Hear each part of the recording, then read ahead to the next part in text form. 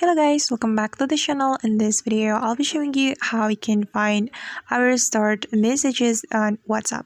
Let's get started. First of all, open your WhatsApp on your phone. And if you want to find stored messages, you can simply click on this three dots button on the top right corner of your screen. Then there will be several options for you. And since we want to find stored messages, we can click on stored messages right here. Alright, and this is the stored messages, and you can scroll down to find the stored messages that you're looking for.